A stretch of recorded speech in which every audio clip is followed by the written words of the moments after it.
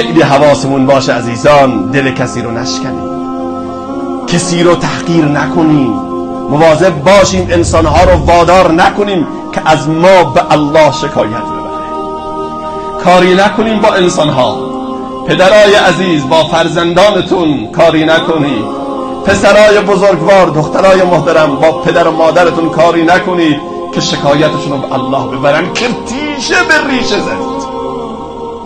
شوهرای بزرگوار، با همسرانتون کاری نکنید که شب جانماز بندازند و چادر به سر کنند و در سجده شکایت شما رو به الله ببرند که خیلی وحشتناک. های کارفرماهای بزرگوار، در حق کارگراتون طوری عمل نکنید که اون کارگر مسکین، فقیر، اون کسی که لیس بینه و بین الله حجاب، بین او و بین الله پرده وجود نداره، مبادا دست بلند بکنه و نیم شب دعا بکنه که تمام زندگی و شرکت تو مختل بشه. به ترس از آه مظلومان که هنگام دعا کردن،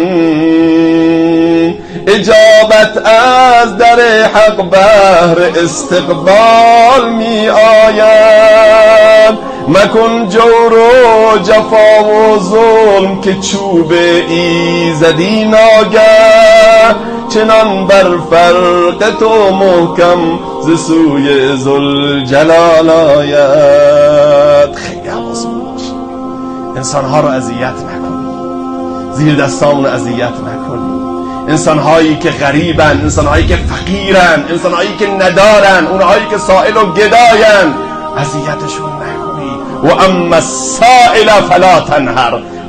الله ذوالجلال میفرماید هیچ گدایی رو اگر کمک نمی کنی زخم زبان نزن.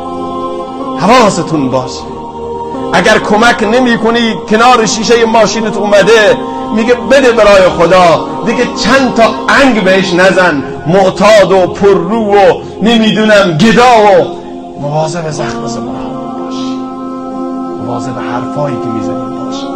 این زبان، ای زبان هم گنج بی پایان تویی، ای زبان هم درد بی درمان تویی. حضرت سعد بن معاذ از غالبا میاد نزد رسول الله صلی الله علیه و سلم تقاضای نصیحت میکند. آن حضرت زبانشون در میاد میگه کف علیک هذا، مواظب این باش، فقط مواظب این باش، دیگه نصیحتی ندارم.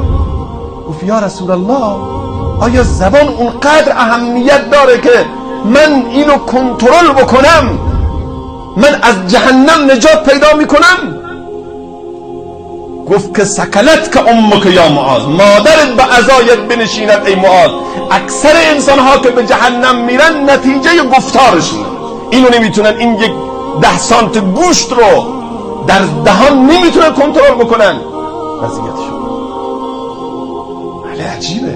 حضرت علی کرم الله وجهه در یک جمله بسیار ادیبانه که اینقدر این جمله قشنگ هست که فارسی نمیشه ترجمه کرد، میگه خیر الناس من کف فکه و فک کفه. بهترین مردم اونی که کف فکه، فکشو نگه داره، کفه یعنی باز نگه دارد، فکشو کنترل بکنه. این یک. و فک کفه، دستشو باز نگه داره، یعنی صدقه و انفاق.